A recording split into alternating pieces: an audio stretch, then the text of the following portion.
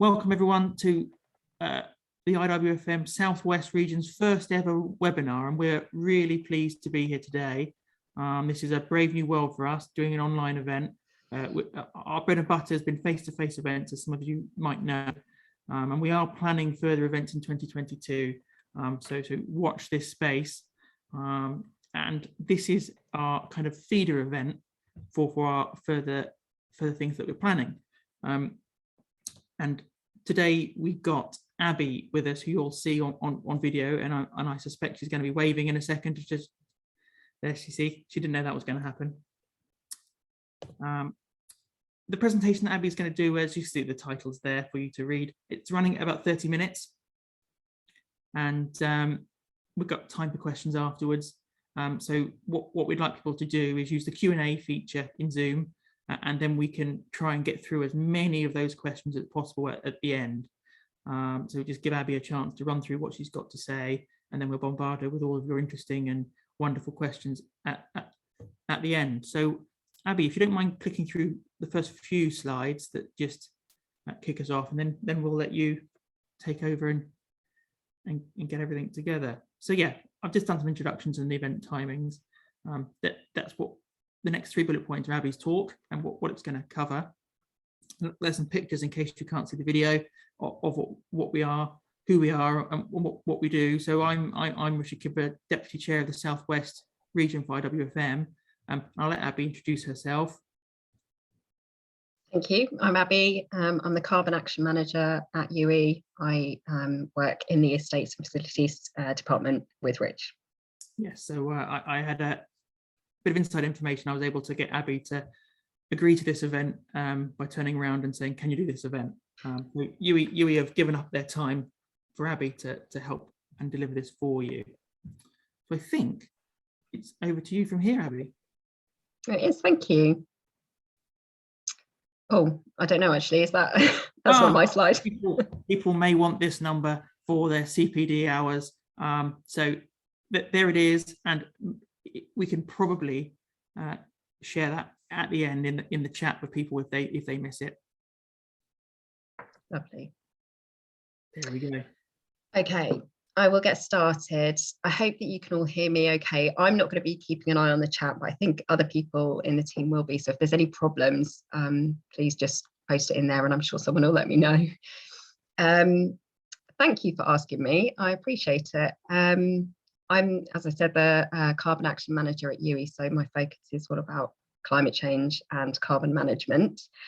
And I deliver carbon literacy type training to people within my own organisation. And so Rich kindly invited me to come and speak to you. And it's a really big subject, but I'm hoping to just kind of distill down to some of the fundamental bits that you might find relevant, particularly for the kinds of roles that you have.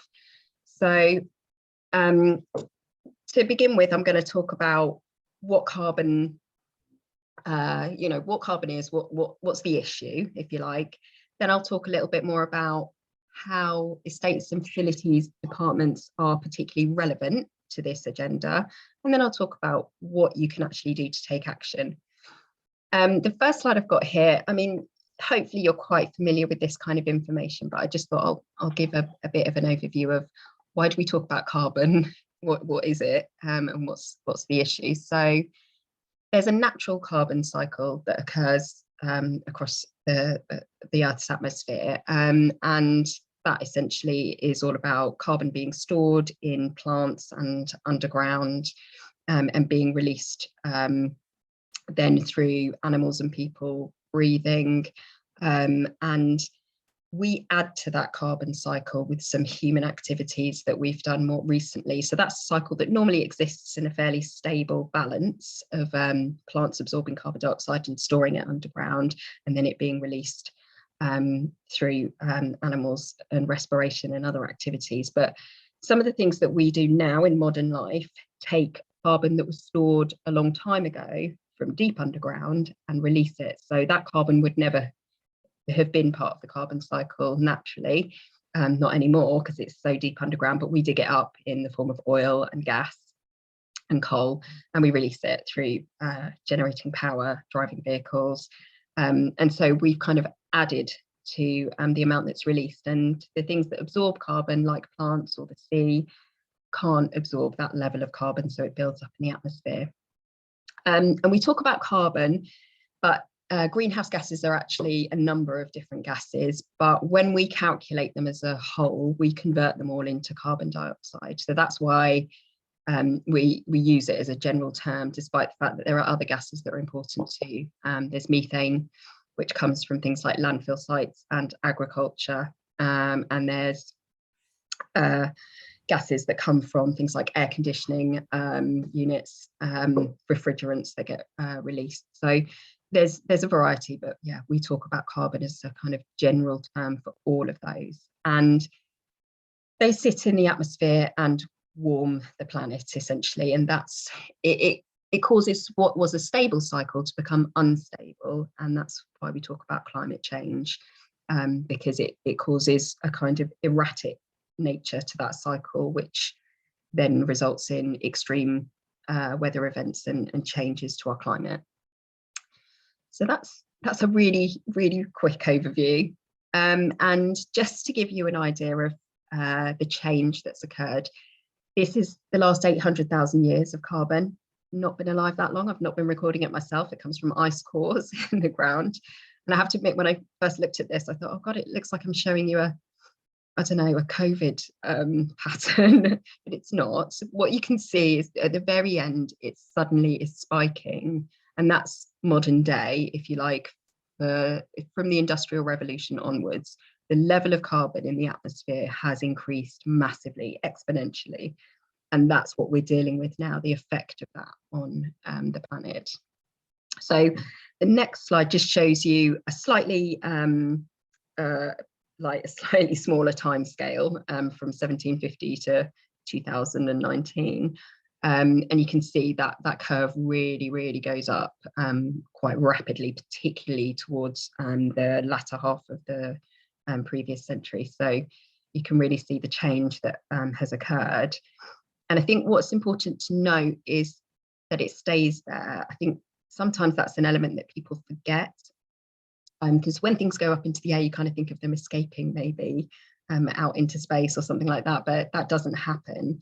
So the effect is cumulative, so it adds to what's already there. So the carbon dioxide that's there has been there potentially for 100 years and carries on adding to the same amount. So you get more and more and more, which is why this situation is becoming more and more critical. So that leads us on to kind of the commitments that people are making. And I'm going to assume that you've probably heard of people making these commitments, even if you've not been familiar with much of the detail, but net zero is the one that you hear a lot, or carbon neutral, zero carbon.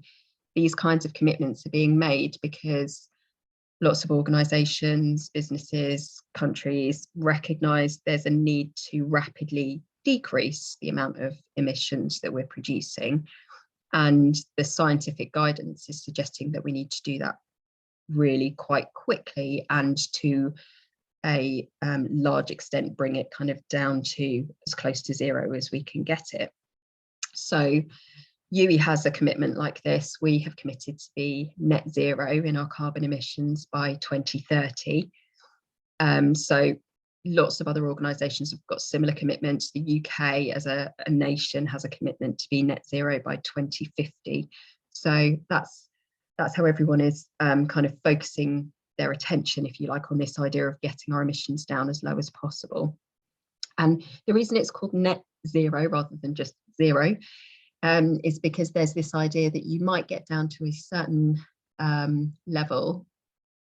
Well, actually, I'll say first, the idea is that you would only have as many emissions as are being absorbed by other natural ways of absorbing carbon dioxide. So you'll get yourself down to a point where you're only emitting what can naturally be absorbed by other activities that you might instigate. And that's where you get into ideas of offsetting and things like that, which I'll talk about briefly later. But you're getting down as close to zero as you can, essentially. And this fun graph is about the the trajectories essentially. So we've got the top line, which and these are all for UE. These are the things we've calculated for our own organisation. The top line here is our carbon emissions if we didn't make any changes at all, if we just carried on as we would normally, business as usual. And you can see that it steadily increases over the period to 2030. And the bottom line is clearly the route that we would need to take to get us down to absolute zero, no emissions whatsoever. The one in between is what's known as science-based targets. So you may have heard about things like this in relation to the recent COP event that occurred in Glasgow, because they talk a lot about the idea of keeping warming to within kind of manageable limits. And the manageable limit that people talk about a lot. So sorry, I'm knocking things over on my desk at the moment, which is why I'm having some trouble. I'll sort out this light that's on and off, and then we'll be fine. Right, there we go. Yeah, so the manageable limit that people talk about is this idea of 1.5 degrees centigrade of warming. So they think if we could limit ourselves, or scientists think if we could limit ourselves to that level of warming, climate change would be manageable.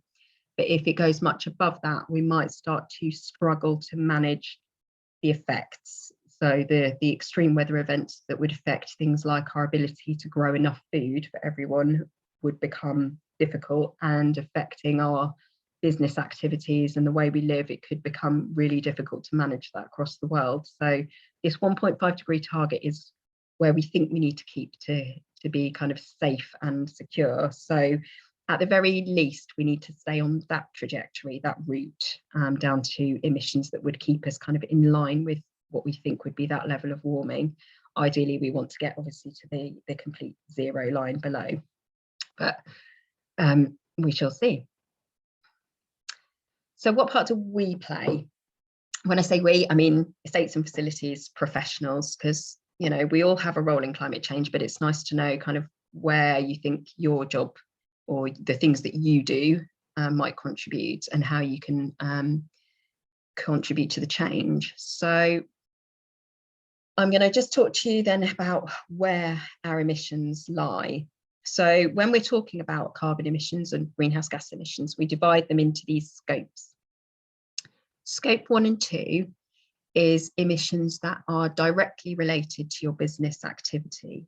So the scope 1 is stuff that you actually combust on site, if you like. So in your boilers and your heating systems, you'll have gas or oil maybe that you burn, and your emissions occur directly there on site wherever your buildings are. Similarly, with the vehicles that your business owns, those fuels are being used directly by you as a company, so that is called scope 1. And the refrigerant gases are things that might escape from air conditioning and cooling type systems. So again, they're on site, they happen where your business is or organisation is working. Electricity is called scope 2 because it still happens as a direct result of your business activity. It's just that the emissions happen somewhere else because you import the electricity from the national grid. So electricity is the only thing that sits in scope 2.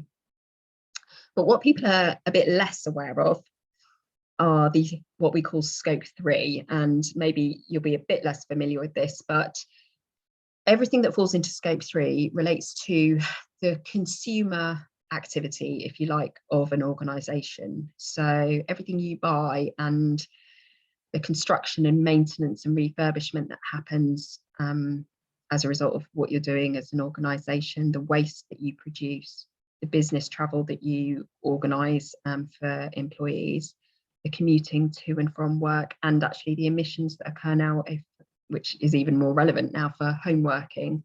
So you're still responsible for that in this scope 3 area of emissions.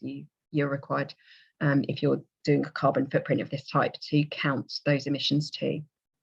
And finally, there's also leased buildings. So even if you don't occupy a building, but you own it, you're still responsible under this scope for those as well, because as a landlord, essentially, you're still likely to have a great deal of control over how efficient that building is and how it can change its energy use. So there's a massive area there of kind of other things that you potentially would need to consider as estates and facilities professionals.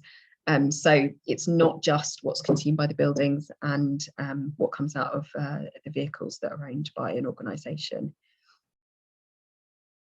Now, this is, I wanted to kind of talk to you about the example of the university that I work at, so that you can get an idea of what our emissions are like and how we're looking at them, and then hopefully that can help to translate into your own organisation. This is a breakdown of just our electricity and gas use, so the primary areas of scope 1 and 2. So this is just for our buildings, and it's over the last sort of 15-ish years, and you can see that we've had a steady increase of electricity and gas use. The bottom bit grey is the grid electricity, the yellow above is the gas use. So you can see that those have generally increased, and there's a couple of places where it kind of jumps up significantly, a couple of years where you can see there's a sudden change. That's because other people within estates and facilities teams or across the university do wonderful things like buying a new building or building a new facility, so that all the good work that you've done gets overridden by someone just adding to your portfolio. So that's happened a few times where we've had a sudden increase, and then you have to kind of manage the emissions that come with that building as well. So that's fun. They like to make it challenging. And at the end, you can also see we've started to add a couple of other bits to the bars at the top. You've got a little green section and some sort of slithers of orange, I think it is. That's where we've started to generate our own electricity with solar panels and with a combined heat and power plant on one of our campuses. So we are also looking at the electricity that we produce on site ourselves as well. But one thing that is different, so our gas and electricity has increased over time, and that is obviously a challenge because we don't want it to go in that direction. That's our emissions going up.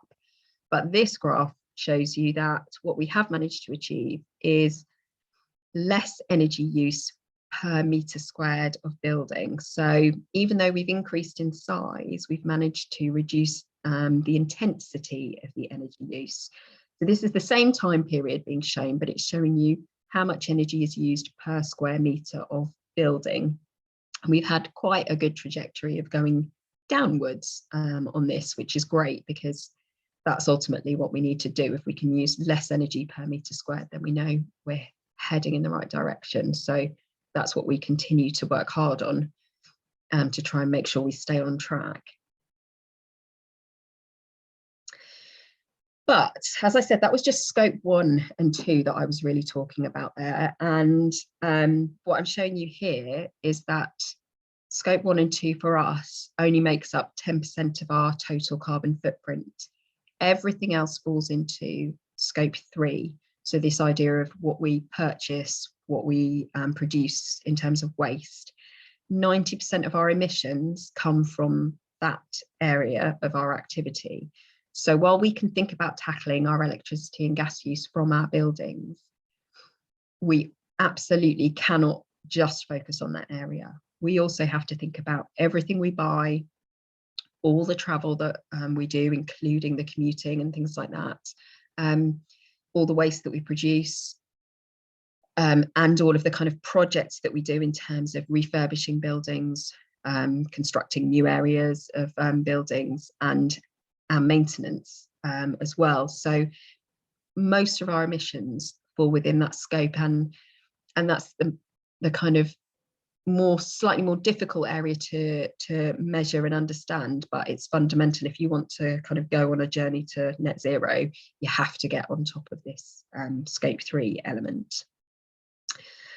And this next graph gives an overview of our scope 3 emissions. This is based on our purchasing data from our purchasing team. So I'm not going to go through this in loads and loads of detail, but what I want to point out to you, because this is true for our organisation, and I think it will be true for a lot of others, is that the biggest portions of this kind of purchasing breakdown are estates related purchasing. So I don't know why our purchasing team do this, but the two biggest sections you might be able to see are called estates, and the other one's called estates and buildings.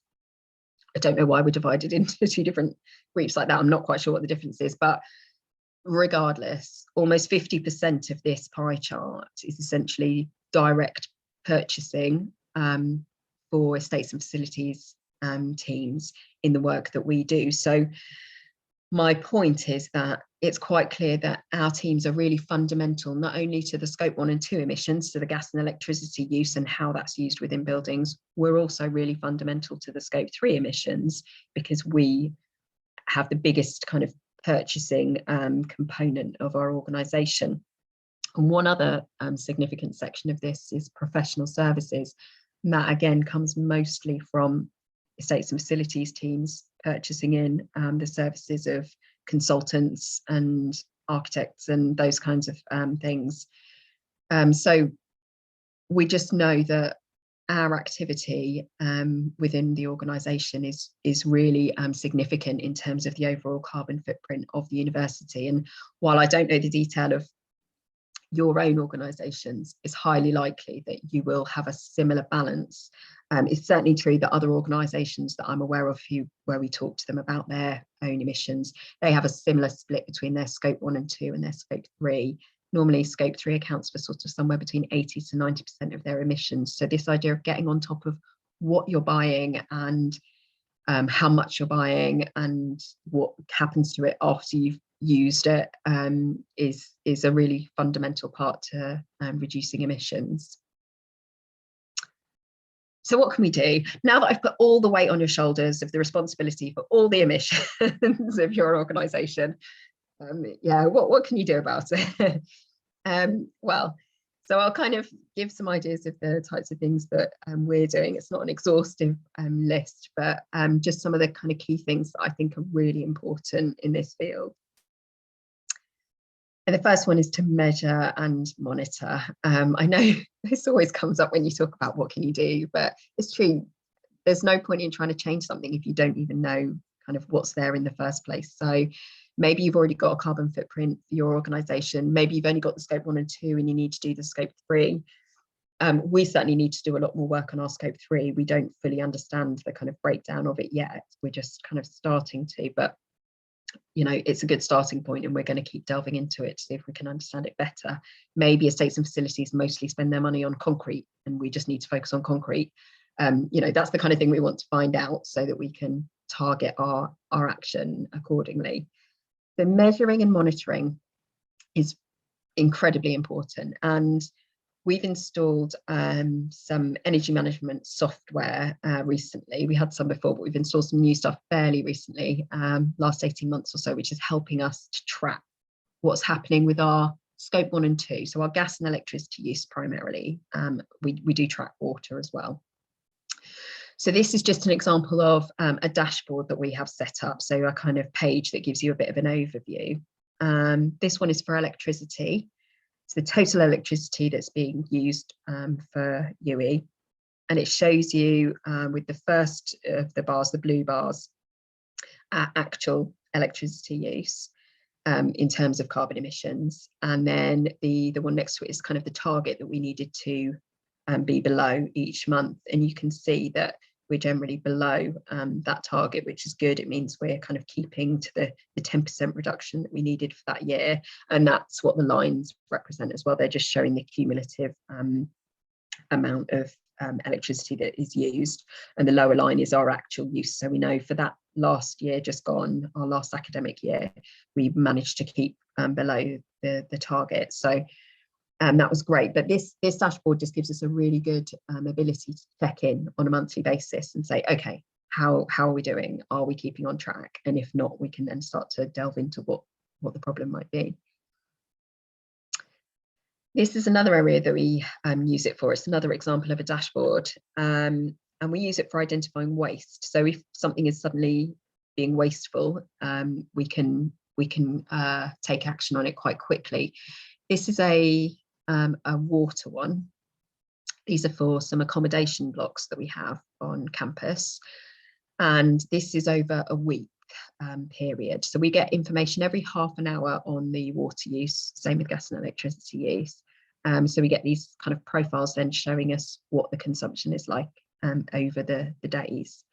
And you can see that one obviously stands out above the others here, because this is student accommodation that's occupied all the time. And, you know, despite the fact that students do keep slightly unusual hours, they do go to bed eventually. So we would expect water use to go down to zero at some point overnight. And what stands out here is that one of them, that's not happening. It's never going down to zero. So we look at these on a daily basis. And as soon as we see something like that, we just say, right, there's obviously a leak. And then we can alert our maintenance team to go out and check and fix it. And over the last academic year, we've been actively working in this way, and I think we've calculated that we've avoided about £140,000 worth of water costs by acting on these really quickly and seeing them really fast. And it's saved us about 15 tons of carbon. So just this kind of really active management of our buildings is really helpful to you know, limiting our use and our emissions. This is the final one I'm going to show you, I think, from the energy management software. It's just one other element that we use it for. So we're collecting all this data, as I say, every half an hour, but we try to use it in lots of different ways to kind of inform how we act and what we plan to do. So this one is about gas use in different academic blocks. So the buildings where the teaching and learning occurs. And we've got two different ways of kind of assessing the buildings shown on this dashboard. In the pie chart, we've got just the total gas consumed for that particular building over, I think it's, I think that one might be a month. It's either a week or a month. The other one's certainly a week. But yeah, the total amount of gas used, and you can see one building stands out particularly, X block. It uses a lot of gas in comparison to all the others. But that has to be balanced because, okay, X block uses a lot of gas. It's a really big building. So of course it uses more than the others. So the other thing we do is compare buildings by how much gas they use per square metre of floor area. So the intensity of usage. And in the other graph there, that's what's being shown, the intensity of gas use. An X block actually kind of falls somewhere in the middle of that range, whereas others show much less efficient gas use and use a lot of gas for per square metre of their floor area. So we look at these in a more long-term way for planning ahead and thinking about if we want to make targeted change to improve the efficiency of our buildings, where are the worst performers, where are the ones that are using the most energy, where do we need to target our investment to make those changes and get our emissions down. Next, in what can we do is follow the hierarchy. That sounds like, I don't know, some kind of weird mantra. It's not. It's just that there's always a hierarchy in waste management or energy management, and it really matters that you follow it.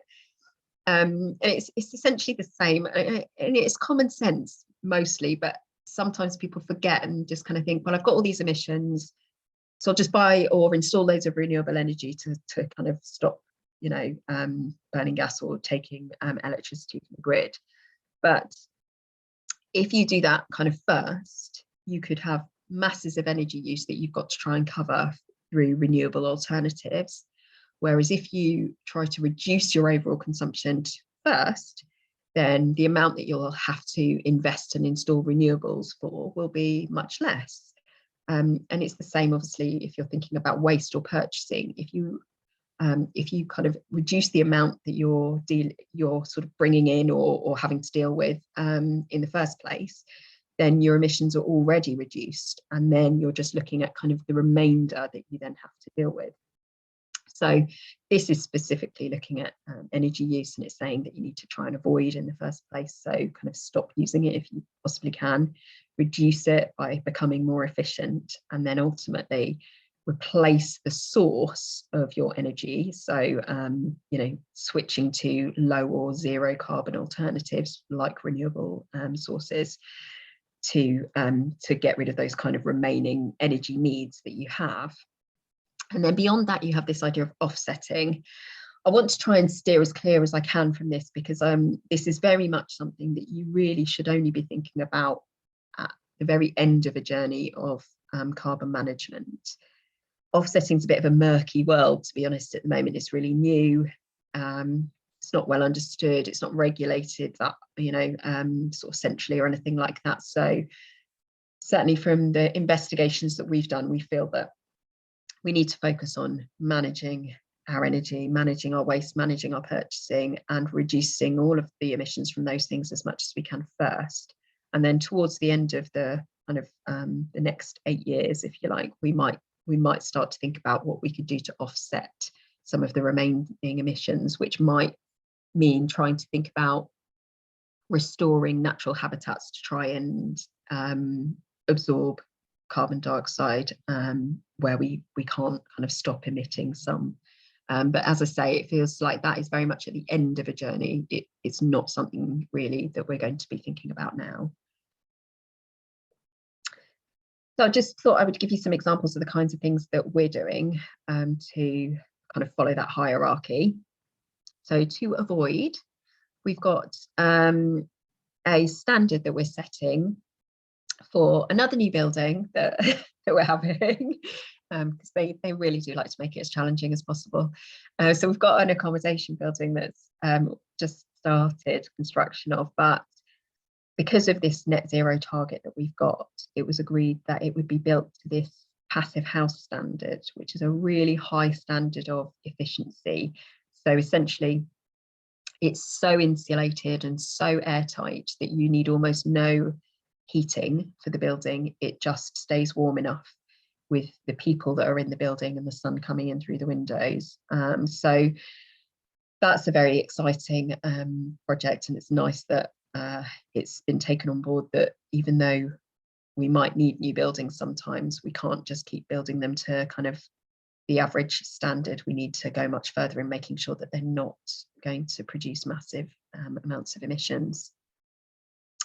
Also, to avoid energy use, certainly in the first place, is managing data. Like I said, we've got this energy management package, which we've been thrilled with and is still being implemented, but so far we've found it really useful. And using that data, really thinking about what you're looking at and then how to respond to it is really important.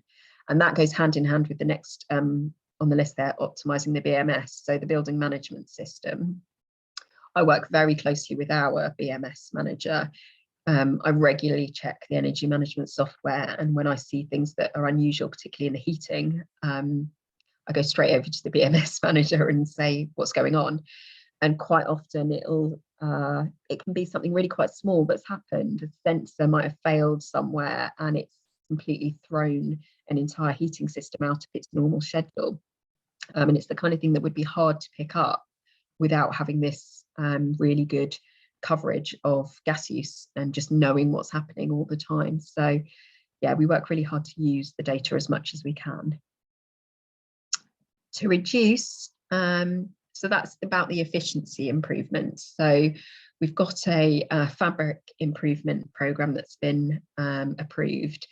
A lot of our buildings are kind of leaky, let's say, and need significant fabric improvements. So insulation and window replacement particularly are kind of some of the areas that are going to be focused on for that program. And hopefully that will improve, obviously, the amount that we're having to heat them, because less will be escaping through the walls and windows. And ensuring that equipment is running efficiently. I mean, it sounds really obvious, but it's surprising how much you can think things are running efficiently, but you have to keep a really regular check on them. That's certainly what we found with the energy management data, is that keeping a regular check is the only way to know for sure that things are running as they should, because things change all the time.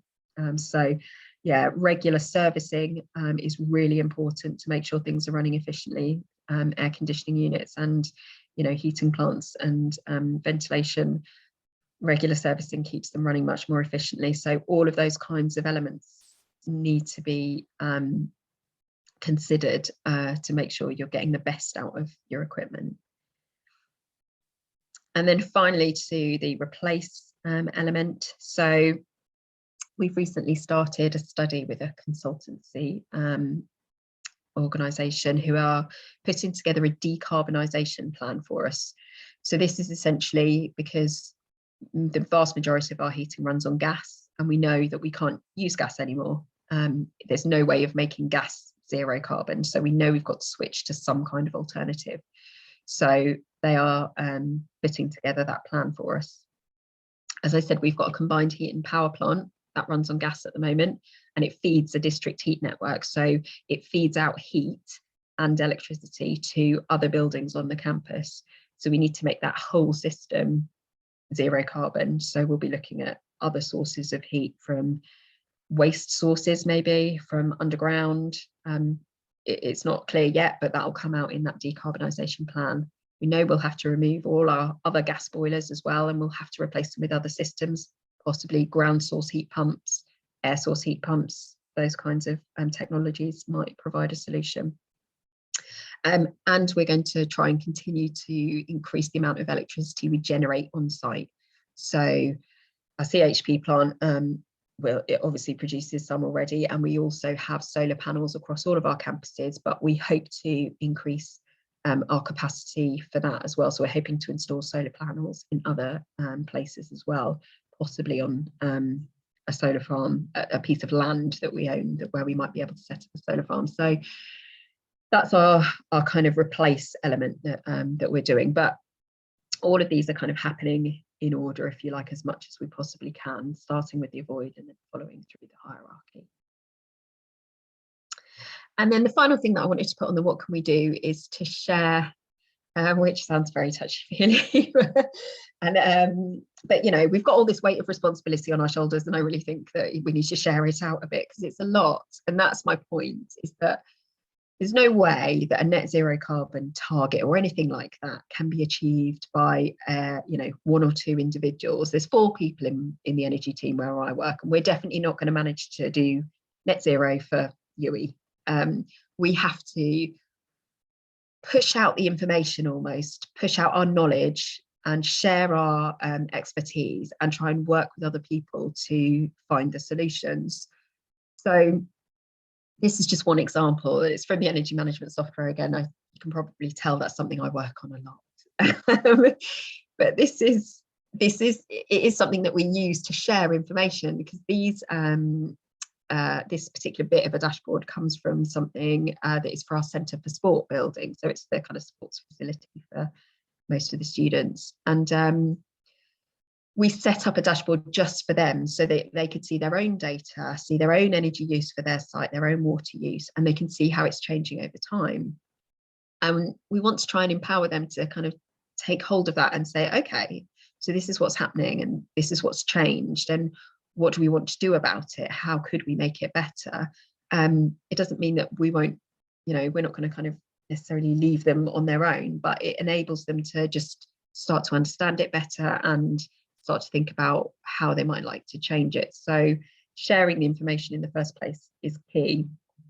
And next year we're hoping to, well, we're planning to set up specific sessions with the estates department more generally, because even though I'm in the estates team, I'm just one part of it. We want to talk to our maintenance team, our people who run the kind of refurbishment and construction projects, and come up with specific ways that we're going to start really limiting the emissions of the things that we're responsible for. We're also planning to do that with our IT team. They're 2 of the kind of biggest groups, if you like, in terms of carbon emissions. So we're starting with the big ones, and we'll go from there. But it has to be that way. We can't possibly achieve the savings for everyone by ourselves. So that's just kind of our first steps towards sharing this responsibility with other people, so that we can get towards net zero in 8 years' time. And that is it for the presentation. I'll be very happy to take some questions if people have them. And yeah, I'll open it up for. Thank you so much. I'm so sorry. I'm going to have to wipe my nose. I've got a cold. You've done so well to get through that without having a single sniffle, cough, or sneeze. So well done. That was great. That's really informative. Thank you so much for spending the time to do that. If we were face to face, the room would be echoing with applause, I'm sure. But unfortunately, we're electronic, and I don't have any sounds prepared for applause. You'll have to just take my thanks. That's okay. I have got some questions here to ask, but I'm going to abuse my position as host to kick off with the question that I want. How do you measure the impact of home working now that we've moved to that new approach? How does that fit in scopes and all that? Yeah, that was a really difficult one because it wasn't, people did homework, but it wasn't such a big thing. So we've done a survey, essentially. We've done a homeworking survey to get information from people on what their habits used to be in terms of how many days they would homework, what their habits are now, information about how they used to travel, so we can work out what the difference in emissions, now that they don't commute as much, and then information about where they live to try and calculate, not really detailed questions about where they live, but basic questions so that we can calculate a general level of emissions for home working. We have to make a lot of assumptions about that, obviously, because we can't possibly ask anyone, everyone, how often do you switch your heating on, and how well insulated is your house and that kind of thing. But we can make some assumptions and estimate a home working effect. I think we'll end up probably repeating those questions maybe annually to kind of keep track of what the home working situation is, given that it's been quite variable recently.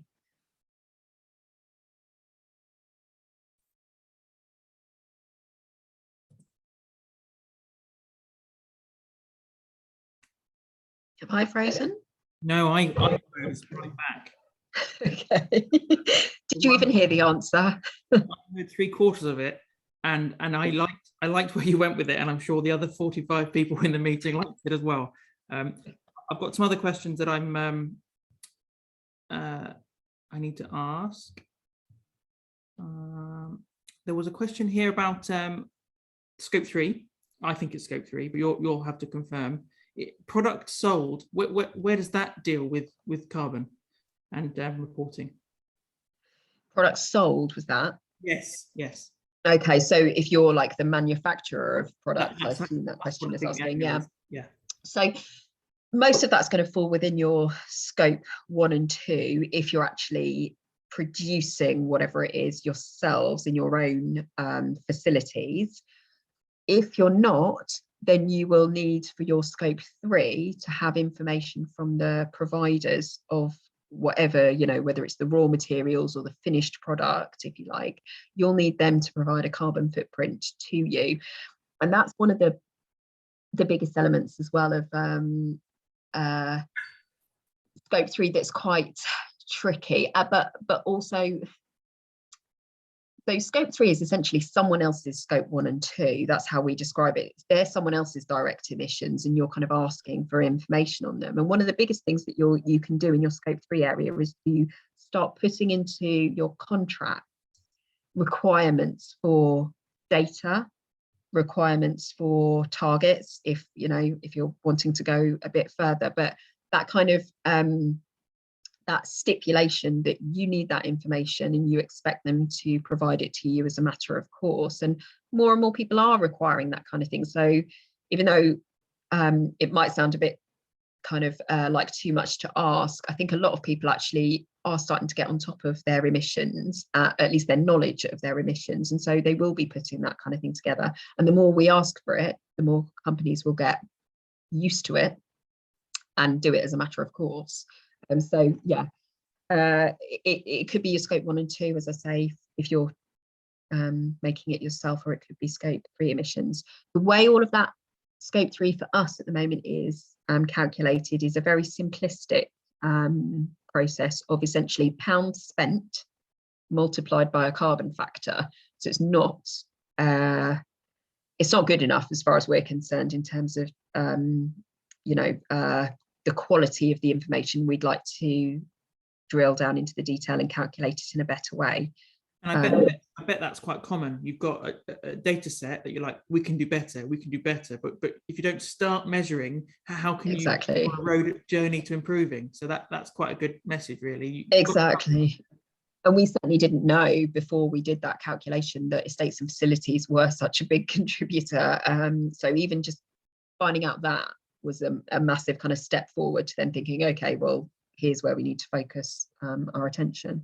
You need to work out where your low-hanging fruit are before you can start the journey. So if you don't know what you're doing or what you've got, you know, it makes sense to fact find, doesn't it? And absolutely. Yeah. There's another question here which I really like. It's not something I'd thought about. Have you got any advice on lobbying landlords who aren't as carbon focused as maybe the tenant is? Yeah, that is really, really tricky. I agree. The landlord tenant you know, kind of conundrum is so difficult. You know, there are some landlord requirements, but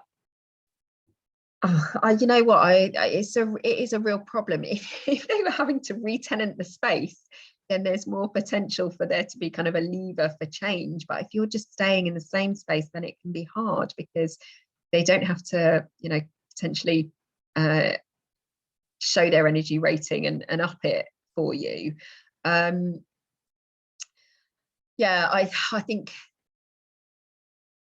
it's hard. Nothing is mandated at the moment to say to businesses, you know, that you have to achieve a certain target. People are setting their own targets, but they're not coming directly from government. So the UK national target isn't yet sort of divided into sector targets, if you like, and mandated in that way. Though I wouldn't be surprised if that happens. In fact, I would expect that to happen over time.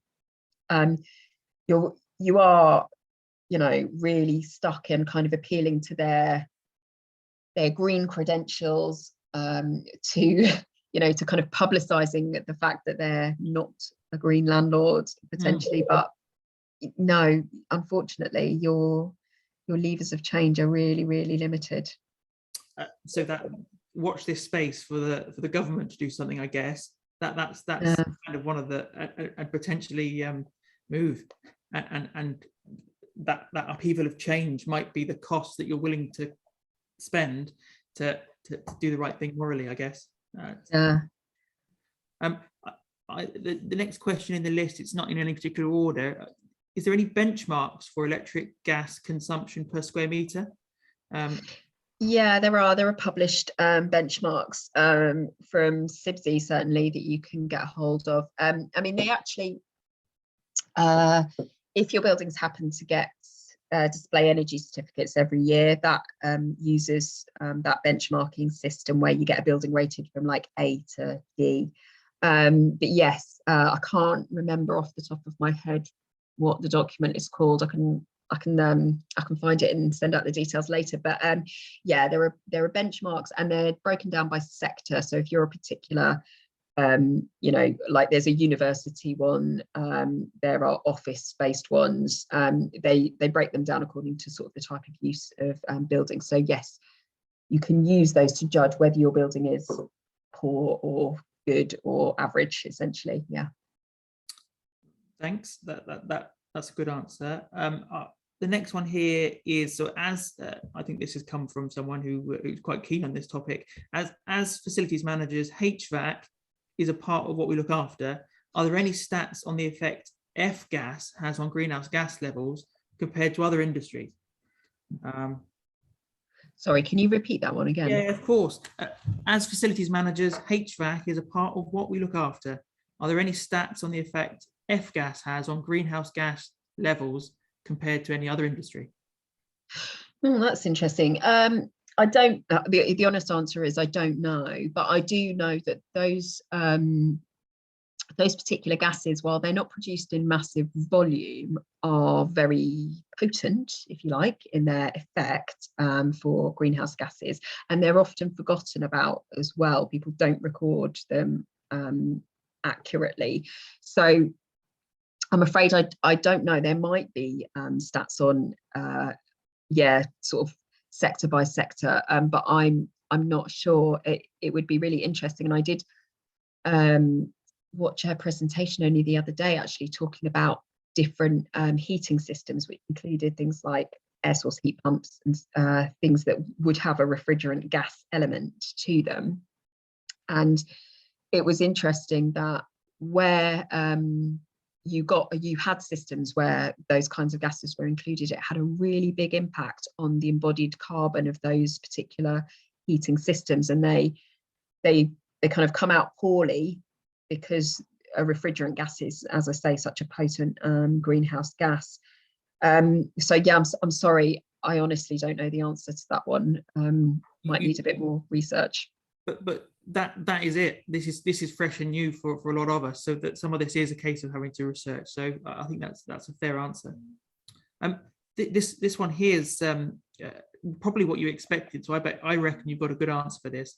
Have you seen a challenge to energy reduction in buildings come from the need to increase fresh air ventilation, especially heating, fresh air, COVID? You know the angle. Have you seen? Yes, I have. Yeah, we have. I was compiling our statistics for our annual report today, and looking at it and thinking that it was disappointing to see that despite the impact that the pandemic had in reducing our gas use and electricity use for kind of the earlier part of the year, when we came back into using our buildings because of the fact that we were ventilating so much more while heating, we've actually increased our overall consumption for that year, which was really disappointing. We're really kind of stuck at the moment between those two things, really competing against each other in terms of which one is more important. And COVID definitely wins at the moment, which is understandable, but we're very mindful of the fact that it can't continue to win forever. We need to see the climate issue as an emergency as well as COVID, and try and work out a way of kind of managing both. I don't really know what our solution is going to be yet. We may have to think more about heat recovery if we're going to have to continue to ventilate in the longer term. Heat recovery where air isn't mixed together may have to kind of become our solution for many more of our buildings. But yeah, it's been a massive challenge. I think my image is frozen, but I reckon my voice is still coming out. So I'm going to carry on as if everything's okay. So I've got a question here about, accepting that data can be sketchy to source, but are you beginning to assess embodied carbon when replacing assets? If so, is this influencing your purchasing? So no, we're not at that point yet. That is absolutely the point that we want to get to, but it was considered for our passive house build that I mentioned.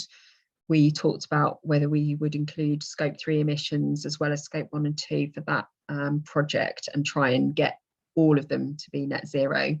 But in the end, we only focused on scopes 1 and 2 and didn't include the kind of purchasing element of it. We're not yet at the stage of regularly assessing the embodied carbon of things that we buy.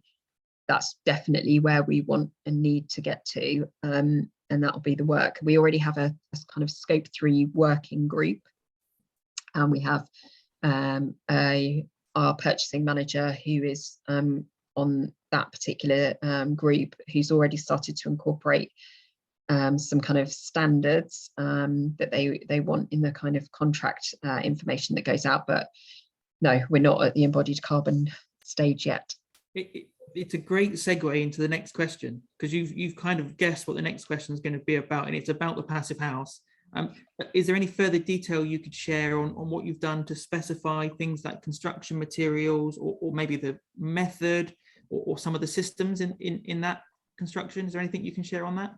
Yeah, so it has been it's been quite a balance. It is such a balance all the time, because we were going for the passive house standard, and because it's a high-rise building that requires certain structural kind of stability, if you like. It was consultants who worked on it and designed it for us, but they did consider all the time the idea of what are the best materials to use in terms of embodied carbon, what are the best materials to use in terms of thermal mass, and those kind of elements. And so there was a real mix of priorities that do sometimes compete with each other. So we've had to go for quite a standard high embodied carbon structure. Essentially steel and concrete is a lot of it, partly, as I say, because of the kind of integrity of the structure, with it being, I think it's 7 stories high, and partly due to cost. That's always an element of it. And as I say, we weren't specifically including scope 3 in our kind of assessment, so that element of it is kind of disappointing in some respects, but even so, it's it is planned to meet the passive house standard, which is great. Other things are we debated as well about what kind of heating we would use for that kind of top up bit that you do need, because there's a tiny bit of heating that is still required from some heating source, and we've gone for a direct electric heating. In the end, that actually worked out to be the best. We considered ground source heat and air source heat, but it was kind of balancing the different factors. The direct made a kind of the best solution for the building at the time. It's more flexible when you're building a building of that size, because the form factor of your building, so the amount of exposed wall that you have to the amount of space you've got to heat, is really good. So you can be a bit kind of worse, if you like, on some of the other elements, because you've got such an efficient kind of box almost, if you like. Yeah, I'm just trying to think what other things are included. Obviously there's mechanical heat recovery in there, which has to be part of it, and the air tightness is incredibly high. The controls are quite limited for students, so that there's only a very kind of limited amount of control that they really have over anything. They have kind of slatted window openings that they can use in their rooms. It's going to be interesting, I think, to see how the building's introduced to students, and because it's a kind of different kind of accommodation to be in, and there is more limited control because essentially the environment should be good already. So there'll be quite a communication kind of campaign, I think, at the point when people move in. We've got solar panels on the building as well. I can't, off the top of my head, I can't think of anything else at the moment.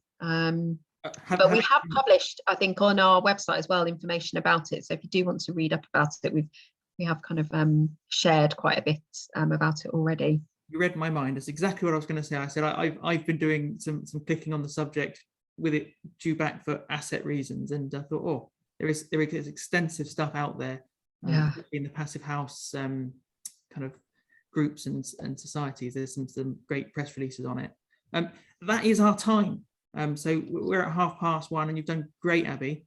There's a question that came out that actually I'll take forward. It's to do with, are we going to do any tours of the passive house once it's open and stuff? Sure, and I think will be. I think we'll be doing open days just on passive house for the industry. Because we're going to be proud of this, I hope. So watch this space, and through the IWFM we'll definitely share that if that opportunity arises soon. So thank you very much for the question on that. Thank you everyone else for joining. I can see the numbers are dropping away because we've gone 1 minute over. So thank you, Abby. Thank you everyone for joining, and we'll call it a day there. Thank you. Thank you for inviting me. No worries.